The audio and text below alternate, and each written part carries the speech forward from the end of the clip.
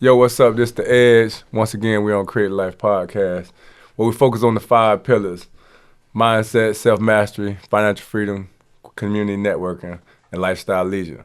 Today we got one of the few that were able to be drafted fresh out of high school going to the NBA, the number 3 pick, Darius Miles.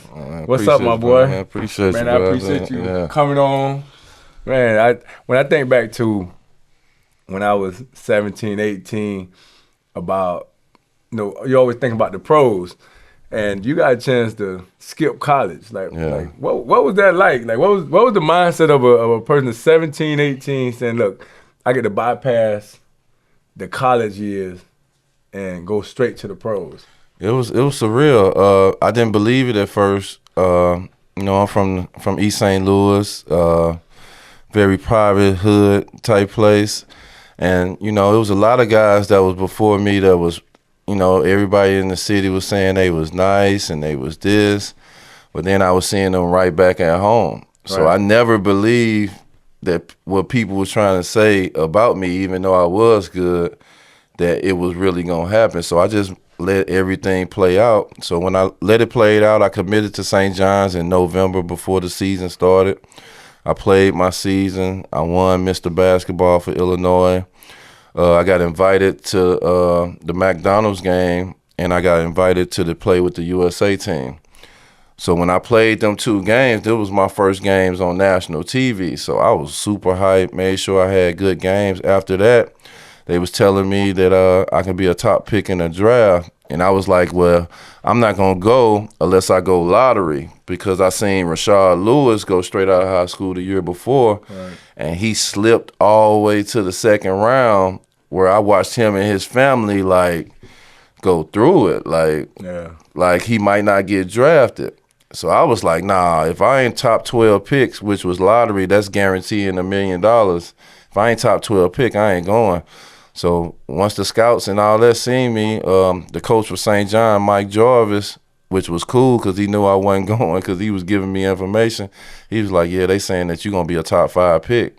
Man, So I was like, yeah, I'm out. that gotta be like, did you feel pressure to go to the NBA versus college? Because you're young, if we all coming from these situations where we don't have, did you feel pressure from the family or even from yourself to say, look, man, I need to go to get this money, or it was just the right thing to do? No, I definitely needed money. It was me and my mom. My mom was a school bus driver, but I don't have no brothers and sisters. I'm the only child, so I didn't have like a whole crew of people or family that was making decisions with me. It's always been me, my mama, and my grandmama. Oh, okay. So I ain't really have all that to put pressure on. Them was the only 2 people that I was worried about taking care of. So I just like I say, as it went by, I believed it when I seen it. Right. Like when agents start trying to be my agent and come into my house, I seen them come in the hood and come to my house and sit down and talk to me. I just let it go as it went. I never just got ahead of it and been like, oh yeah, I'm gonna be this and be that. I had to see it to believe it, because everything that I was seeing around the hood, it wasn't true. Like I was seeing guys that were supposed to be in league or supposed to been this, and they was right back in the hood playing in the hood. So But at what I know it wasn't just your senior year. You had to start hearing about it the 10th grade, 11th grade year. yeah, You could go pro. I heard about it. I heard about it junior year. Not as much as I did my senior year, but it was like always a progression. Like my junior year, I went to play in Russia for the USA team that whole summer. I was getting invited to Nike camp. I was just looking at the guys that came before me, and if I was doing the same thing or going to the same programs as them, like USA team, McDonald's, this and that, I knew I was in the realm of everybody else. Oh, okay. So now that you went through that process, you say you lived life forward, you understand it backwards. What's one thing you wish you knew about that process or the decision you made that you know now that you wish you knew back then? Financial literacy. I wish I would have had some type of financial literacy, not just for me, but my mom, my family. Right. Like the house I bought in when I got my big contract, the house I bought in East St. Louis, I think I paid $2 million for it and another $500,000 for the pool.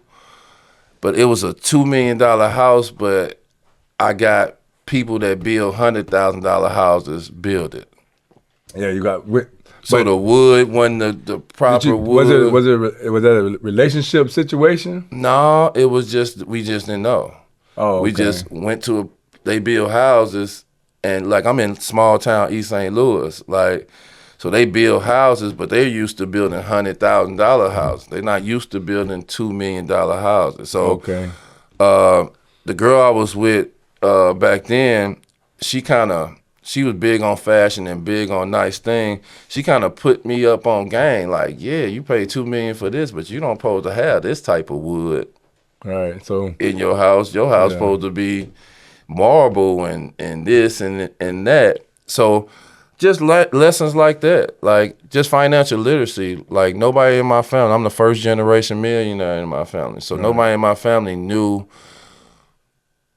what to do, as well as me didn't know what to do, how to do it, how to keep it going or anything.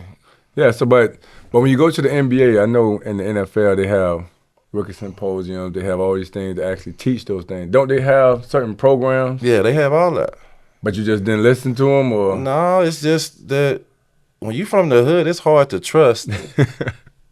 Like, you know what I'm saying? It's hard to trust people. Like, it's hard to trust people your skin color. It's hard to trust people that ain't your skin color. You know what I'm saying? It's just hard to take a chance on somebody that you got to trust in them to help you make the right decisions. You know what I'm saying? And then I didn't seek it out. I didn't seek out the information that I needed to be financially literate to understand what's going on. So how would you play that now? I would get some financial literacy classes. I would pay more attention to what's going on. Like when I first got to the league, my mom gave me a credit card and it had $300 on it. She gave me a American Express card and it was like unlimited. I didn't walk into the bank until 3 years into the league. I used to just take that $300 out in cash and I'd just spend, use the thing, because I never been in the bank. I never got took in the bank and showed how to write a check or even know. When I finally went in the bank and I realized what was in the account, and I was like, damn, the last 3 years I only been taking out $300 a day. So that means you should have a nice little savings if you're only taking a little bit out. Yeah, but once I found out, then it was a whole another story. But then you went ham with it. Yeah, but you don't understand what's really going on. Like, no matter how much money you making, you still is gonna come to a day that you can't play no more.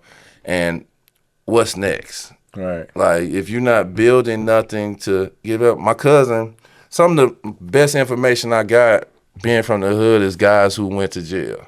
Right. Guys who went to jail and really took the time that was in jail and read books and really got information. They came out of jail and gave me some of the best information that I got. So when you don't know that, and I ain't never had a man around me that I can trust and respect to check me on certain stuff. Like, nah, you can't be doing that. What about when you go to? So in my experience, I went to the Colts, and then you get in the locker room. Locker room has range from 20s to 30s. Yeah. And I was fortunate enough to be around some good dudes. I had like Cornelius Bennett. He was a guy that had played in the league, real successful. And they just pull you to the side, and they actually give you information, give you game, kind of check your temperature. They're like, did you have anybody in the locker room? Because you was number 3 pick in the Clippers, you in L.A., like, who was on that team that could have gave you advice or tried to give you advice? We only had 2 veterans. That was Sean Rooks and Derek Strong. When I got drafted, we was the youngest team ever. We had 6 guys that played for real all the minutes that was 21 and under. we couldn't even go to the club or go and buy liquor for real. Man. So we was the youngest team ever assembled in NBA history. It was never, but you know, you see it now that you got veterans that's 24, 25 because they're super young now. But our team kind of policed its own. It really wasn't a bunch of veterans. Then when I finally got to another team, it was a little different. But locker rooms don't be like that. Like that's one of the things that's crazy to me. You got all these guys in the locker room that's making all this money. It's different than football. You got 53 guys, Yeah. you know what I'm saying? Everybody not making the same money as everybody. But you got 12 guys in the locker room, which is a small group, and nobody does business or even talk about business With each other? not one time. But did you, okay, you was in L.A., like, Magic is like the big dog, you know, especially when it comes to business.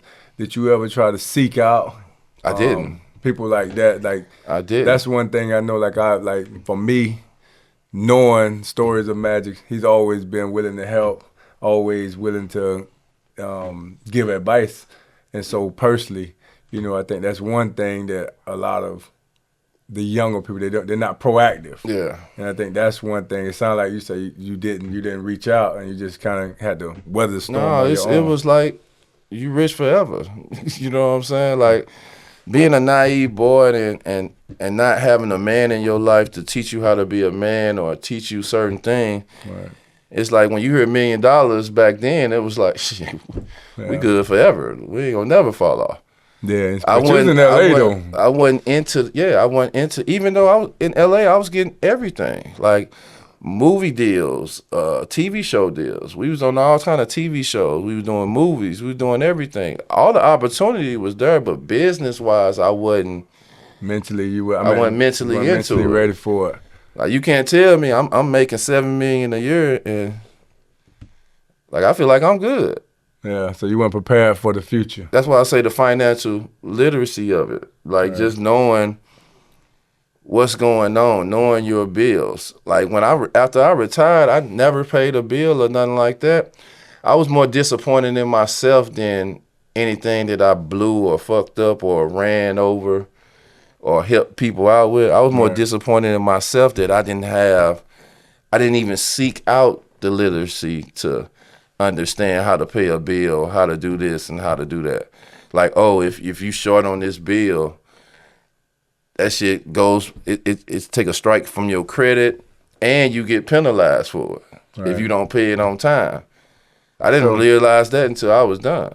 So like what advice would you give a young athlete that's coming in? I know we said learn about financial literacy, but when you're saying, okay, I gotta give you these are the top things right here that you need to do, because financial literacy is vague. Like what advice would you give somebody that's young, coming into a lot of money in the similar situation? Build you a team.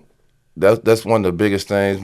Some of the most important and most successful people that I know and I've been around have a solid base. They have a team that's help building them, with a financial advisor, with a guy that's controlling their money, a guy that's helping them make the moves, and a guy that's caring about them. So I say build a team, make sure you build the right team, make sure you have good, positive people around you. But and go back to the beginning, we all come from these situations where we don't trust. Yeah. So how can you go through and figure out who to trust in this short period of time? Your emotions, everything going, you got family, you got friends, you got all these things that you always wanted. How do you know who to trust and how do you go about picking them? You gotta roll the dice. you gotta roll the dice. You gotta kind of have a feel for people, because you know I penalize good people because of bad people. Right. You know what I'm saying? So it's like, I know these guys over here really ain't shit, so I penalize the guys that really care about me and want the best for me, because because these guys rub me the wrong way. Right. You see what I'm saying? But the people who, it's gonna be, if you're in that position, it's gonna be people that's there for the right reasons and so forth on. You know right from wrong. You know what's right, you know what's wrong. If you got a financial advisor just steady letting you go on vacation and spend $1 million on girls and your homeboys, or $100,000 girls in your homeboy just for a weekend, and he not telling you like, yeah, that ain't it. That's But cool. You need so to I'm budget play that so I'm up. play devil's advocate, right? So if I'm the financial advisor and I have this athlete that if I tell him to not do this or not do that, I might get fired. Yeah. So where does that puts the financial advisor in a tough situation because most athletes they're surrounded by a lot of people that's going to say yes or give them what they want, Yeah. and they got to be a certain type of person that they respect to be the person that really kind of get their attention. Yeah. But if you're a financial advisor coming in, I'm just getting a chance to meet this guy. I can't rock the boat, so to speak. So what about that financial advisor? How can he be able to say certain things or put down and not be penalized? It's part of the game. You're gonna get penalized, but it depends on the person. Like me personally, I don't want to be around nobody that I can't tell the truth to and be real with you with. Because if I care about you and I love you and I'm looking out for you and your family's best interest, if I can't tell you the truth, it's not gonna work. Basically, I'm just here for $1. But a lot of times the athletes don't want to hear the truth. You see, when you They start don't. when you start looking around, most everybody they duck the truth or They they're gonna duck go it. Yeah. and be around the people that's gonna tell them what they want to hear. Yeah, it's a double-edged sword. All this life is a double-edged sword. You know what I'm saying? It's all a double-edged sword, but it's about your integrity and who you are. Like now, like I'm not scared to tell nobody. Like I tell my kids, like I'm not your friend. Right. Like I'm your daddy. I'm gonna tell you the truth, whether you like me or hate me for it. But I'm gonna give you the real, cause I can't be fake or be your friend or care about your feelings and let you just jump off the bridge. Right. I gotta at least tell you. But there's so many people that won't tell you. It definitely is. And I think that's when I look back at sports, and since we're talking about financial literacy and the financial aspect of everything, we talk about sports throughout the duration of basketball, football. Those percentages never change because we still having the same situation. Even though we're giving this information, the percentage of people not being successful post NBA, NFL career or any other career in sports, but it goes back to those same things. But is it a self-inflicted thing? Because if you talk to a lot of these kids now, they're getting the NILs, it's hard to talk to them, it's hard to give them information, but then they're gonna end up in the same situation. It's like, how do we prevent those things when it's been happening decade after decade? It's hard. On our podcast, we interview Jamal Mashburn. Out of all the guys we interviewed, he was the one that said, yeah, I like basketball, but when I was younger, I used to wear suits and carry a briefcase because I always wanted to be a businessman. Right. Like, that's his mindset and difference. So when he came in, yeah, this basketball stuff cool, but my business is a whole nother level. Well, we got to get these kids to understand that you are a business. You are a brand. You got to look at yourself as a business. And like I say, it's a double-edged sword. Some gonna get it, some ain't gonna get it. Sometimes you got to bump your head 10 times before you realize what's going on. Like I had to bump my head till I realized, like, oh, I got to straighten up and understand what's going on if I want anything for my kids. All right. But you usually don't, like, a lot of times I don't think we realize how rare these situations are. It's like, for you to come out of high school, get drafted, to go to the NBA, how often does that happen? You know, how many people actually got drafted fresh out of high school? Probably about 41 out of 5,500. So probably about 41, 43. And it's not allowed no more, right? No, they don't do it no more. Yeah, so that's a rare situation. So it's like it's hard for somebody to say, okay, this is how you do it. And when you talk about making it to the NBA, it's actually tough to make it to the NBA as a whole.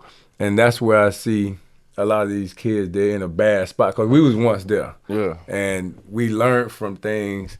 And now you're seeing with social media, with them getting deals, it's starting a little bit sooner than before. How do you think that's going to affect the kid going forward if he's getting financially taken care of in high school?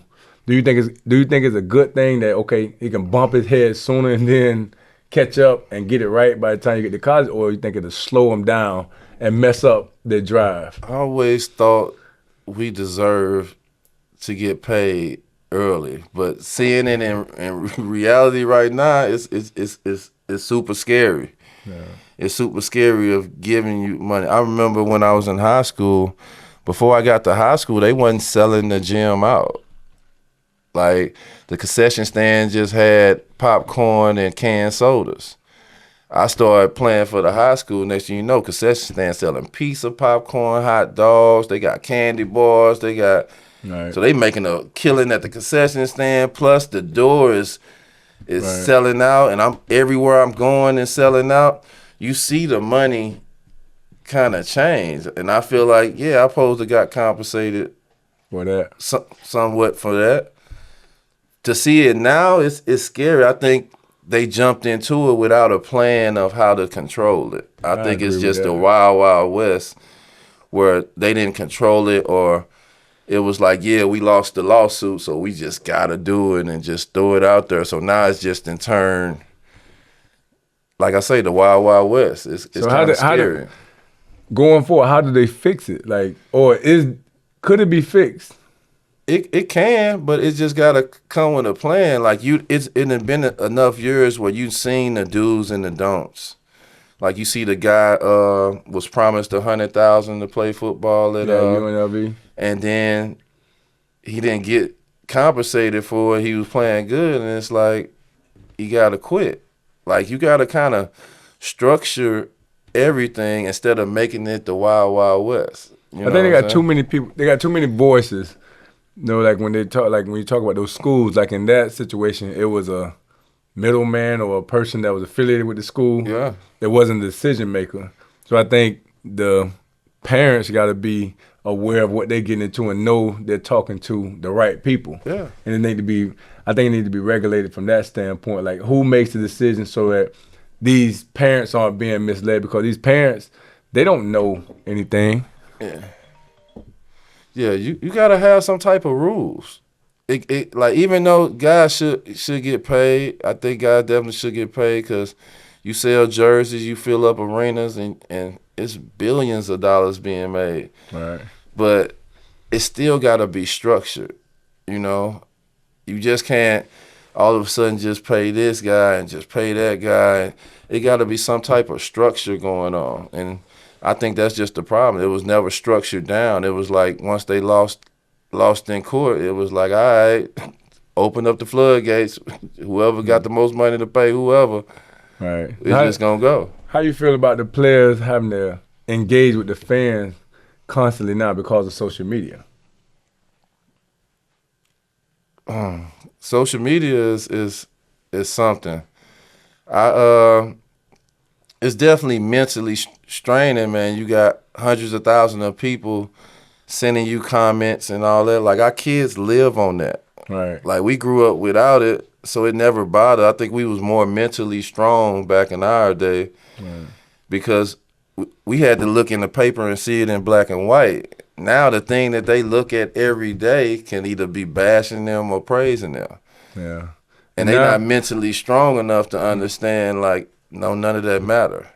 Yeah. What about like right now?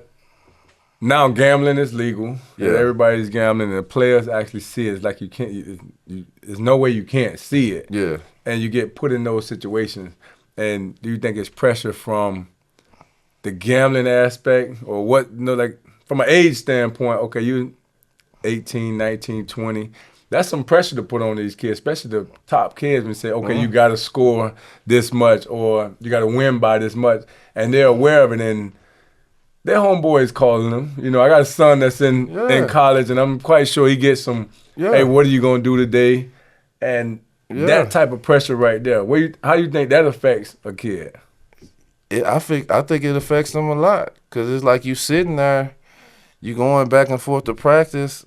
You can tell the scouting reports. Right. You can tell this. We watch football and basketball and baseball every single day. Right. We know everything that's going on, and we in it. It's definitely pressure.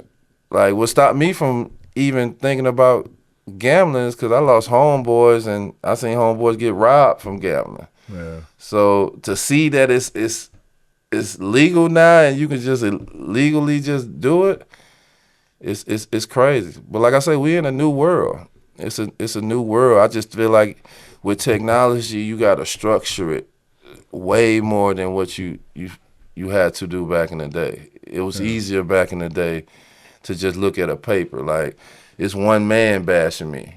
Dude, whoever, whatever dude that wrote this article.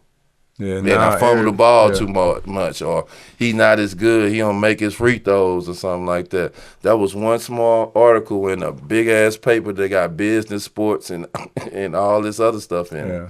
Now, they look at social media more than they look at TV.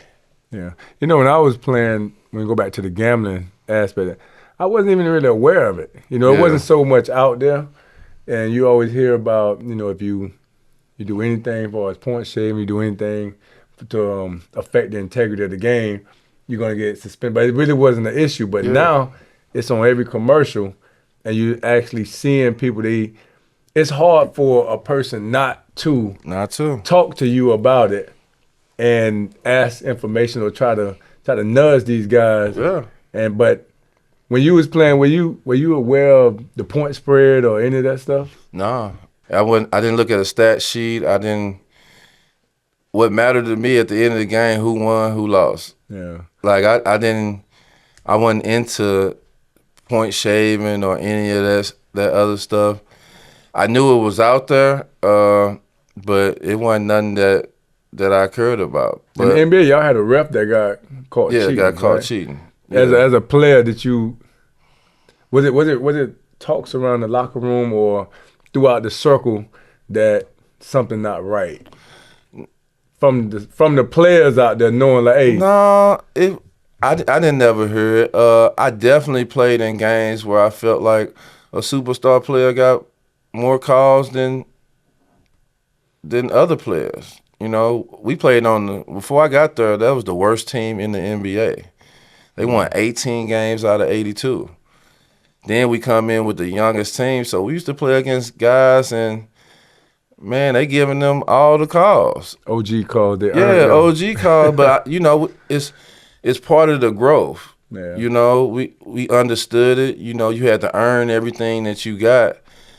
But that's as much as I seen refs doing what they're doing. Like some games, you might feel like they cheating if you rooting for one team and the call's not going your way. Yeah. When you playing basketball, everything gets so personal and everybody's right next to you. Like the fans, you know, they get a kick out of jabbing at you and what's too much, what's not enough, you know, like where they having fun. I know sometimes they get to talking reckless to the players. Yeah. How do you feel? What's the fine line? Because, you know, I think a lot of, like we see the Spike Lee having fun, you know, kicking it with the players. But then you got those certain fans that become reckless. Like, where do you see that fine line between, you know, competing and going overboard? I grew up in Southern Illinois, like, it's racism there to this day. Like, so I done heard all the things that you can say to somebody, but it never, long as I don't really get touched or physically harmed, it's part of the game. Like, if I let somebody in the audience affect the way that I play the game, I'm giving to them. That's how I always felt. Like, I was built with tough skin. I played with older guys since I was 13 years old. I was playing in pro-ams and playing against top-notch college guys. So it was embedded to me to have tough skin to play at a level. Guys saying racial slurs, do I feel like that's part of the game or not? No, I don't think it should be like that. You shouldn't be calling nobody out their name during a game, but it don't affect what I'm doing on the court. All right. Yeah, so another thing we like to talk about is the mindset. The mindset of the greats, you know, when you out there, when you got a chance to travel that journey year in, year out, what were some things that were different from the ones that was great that you saw that the other guys that was kind of like average? What do you see the greats do and who you saw firsthand that was like, you know what, this dude right here, I see why he's great. Kobe. Being in LA, I didn't see Kobe nowhere. I didn't see Kobe pull up to the stadium. He's just like appeared like Batman. Like, but you always knew he was working all the time. Like you never seen him nowhere. You'll see guys go out at a restaurant, anywhere. You never seen Kobe nowhere, and it seemed like he was getting better and better as the years went by. He was one that saying back in my era, people didn't give secrets. How they give jerseys and they work out with each other, and it was a secret how to get good back in our era. You weren't giving no tips. If I worked out with you, that I can see what you do and what you good at. So next year I see you, I'm on it. Right. So we weren't giving tips or even working out with each other like that. But Kobe was one to be in LA. He was one that I seen that was just different. But I always heard him working hard, but you never even seen him. Never got a chance to see him hanging out. Like I say, he was like the Black Batman or something. Like he just appeared, got busy, and then disappeared. You know, R.I.P. Kobe. But you know, so he flew helicopters to the game and stuff like that. Yeah. So when you see that, those are the clues that you instill into that in your game, or did you say he's just an anomaly, or you say, man, look, that's what I want to start doing? Yeah, like knowing what I know now, I felt like I could have pushed myself even more. Because it wasn't like I wasn't working out and putting the work in. Right. I was in the gym. I was putting the work in. I didn't know the one thing I didn't know was the weight room aspect of it. Yeah. But in the NBA, they didn't have that. They didn't make it where it's mandatory or I was a $190 when I got in the NBA. 190 pounds. I was a $190 when I got in the NBA. I wasn't even walking to the weight room. Like where I'm from, they wouldn't let us go in the weight room because somebody would get hurt at the school. So they wouldn't let us really be in the weight room. We really didn't have a weight room at my school. So my school was like the old school East Side High, like Joe Clark. Like they took the locks out the school and put them on the locker. So, but now you're in the pros and you're starting to see these guys and you say, okay, I want to be able to have a great career, be able to do the things it takes. And you know, in every organization I've been around, they're gonna have the weight room, they're gonna have everything, but that's football. Yeah. And I don't know how it go in basketball. Yeah, but now it's instructed. Like our program, like I'm from the hood, we didn't have a crazy program like how they have now with schools and stuff like that. Weight program, doing your gym hours and all that stuff. That wasn't like my school didn't come like that. I didn't get in the weight room until I got to the league. So when now you look back on it, I know you had a bunch of injuries. You had injuries that kind of slowed down your career. Yeah. Do you see what you could have done different from a weight room physical standpoint? Just get in the weight room. Weight room is you should from 9th grade on. Whether you go to college or you play pro, you should be in the weight room. Right. No matter what sport you playing. Weight room is just as much as you being on the field working on your game or you being on the court working on your game. It's part of your program. I was telling my son, because anything I see, I make sure I give it to him. I seen Aaron Donald say in 9th grade, his daddy used to tell him he can either lift weights before school or after school. So he chose before school. So they got up at 4 o'clock in the morning every morning, lift weights, and then he went to school. So I told my son, he said by his junior and senior year, his daddy he had to start waking up his daddy to be like, come on, let's go and get this work in. So I was telling my son, you got to be determined like that. That's how important the weight room is for you, especially playing football. So I feel like the weight room is just as big. Nobody told me that because I never been in a program. I didn't go to college. If I would have went to college, I would have definitely got the weight. Do you wish you would have went to college? Nah. Only time I wish I went to college when you hear them few college stories with your your people like, oh man, we had this fun in college. It was this, but my NBA team was like a college team. Everybody was young. We was all young. We hung out with each other. We all did the same things. We all couldn't drink or go out to the clubs. Nobody was 21. Nobody was 21. Like, it was like a college team in the NBA. So as a future NBA player dad, because I know my son going to the NBA, you know, I know you had to kind of navigate this thing on your own. And then now I got a chance to talk and have conversations with people like yourself to kind of prepare my son for what he's going to expect, what things that he needs to know when he makes that transition from college. He's at Cincinnati right now. He's going to kill it this year. He's going to have a good year. And then it'll be decision-making time. And when you're a point guard, 6'3", got everything it takes, what is the deciding factor to say, from your experience over the years, to say, look, it's time to go to school, go now and leave school, or stay in school? Because either way it go, you're still getting money. The NILs, they're all getting taken care of pretty well right now. So what would be the deciding factor? To me, it'll be draft status, like your coaches, how they reaching out to you, like how the agents reaching out to you, how people reaching out to you to tell you your mock draft, to tell you where you at. Being dads, I don't know, is something with kids. They'll listen to somebody else before they listen to what we got to say, right? I haven't been down that road. But one thing I'm real big on, and I tell, if you're not gonna listen to what I'm saying, we didn't have access to this. We didn't have. You can get all information on your phone, like any type of information, any type of stories that you want to read of other point guards or people in your position. It's so much information that you can go out there and just pull your phone out your pocket and get. But I say for him, it's just after a year and after the season, see where he at, mock draft, see where his coaches say where he's going to. Or if you don't want to listen to nobody and want to roll the dice yourself, that's your choice and that's your opinion.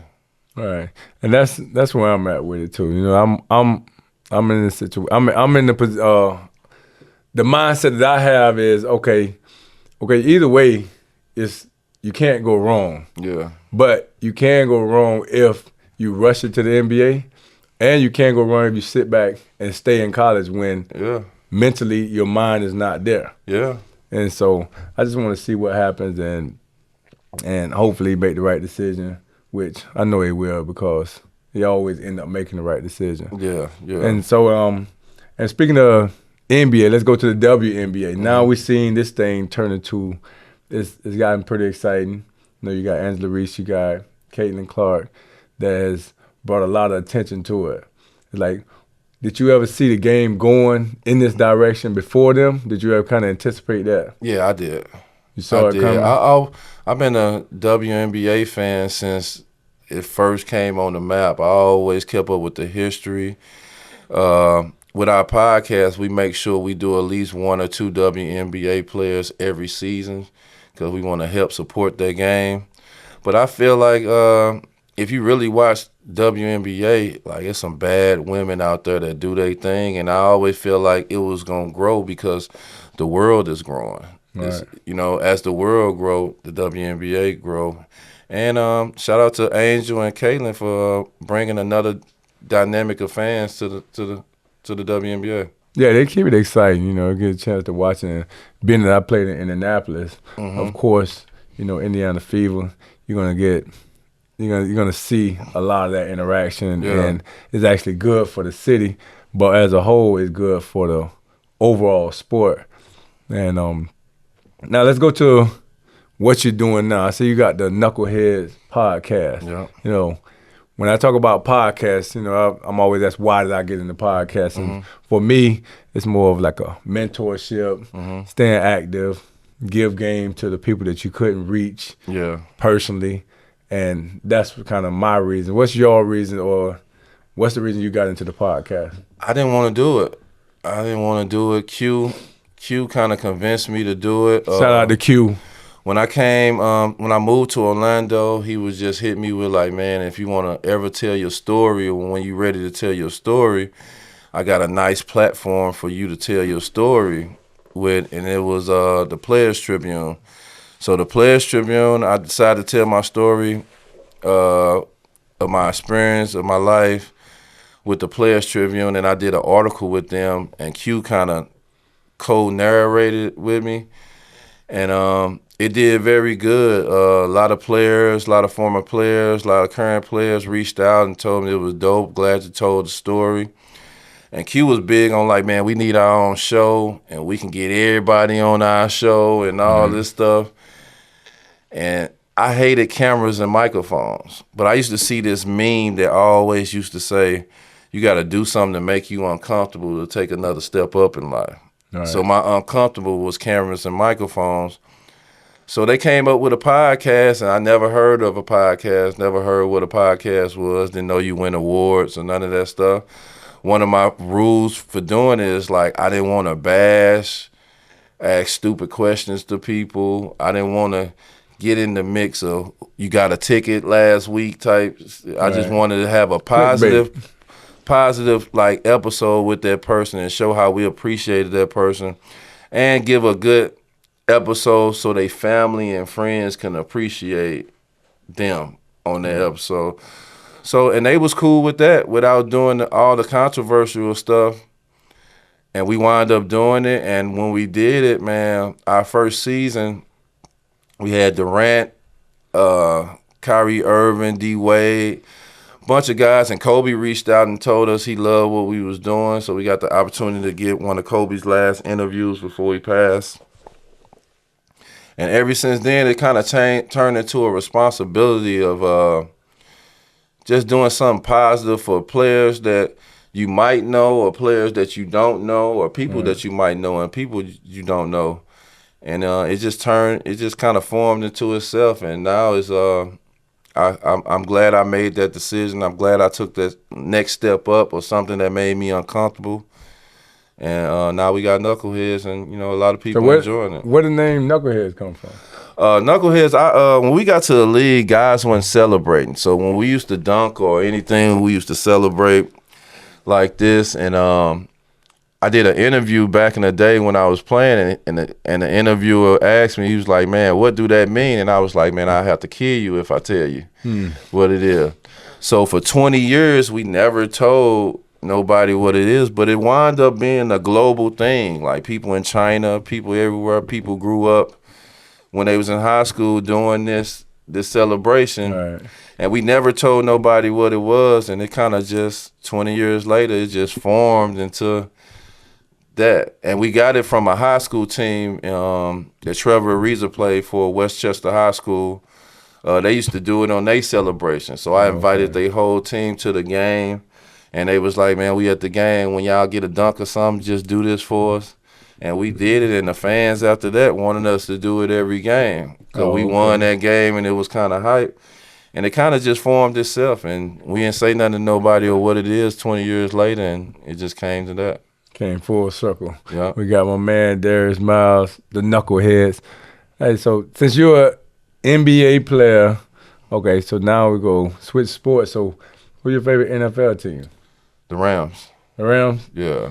It's because they was killing everything during your era? Yeah. So greatest show on turf. Just greatest show on turf. Had Bruce, had Falk, Warner, Torrey Hope. Yeah. All right.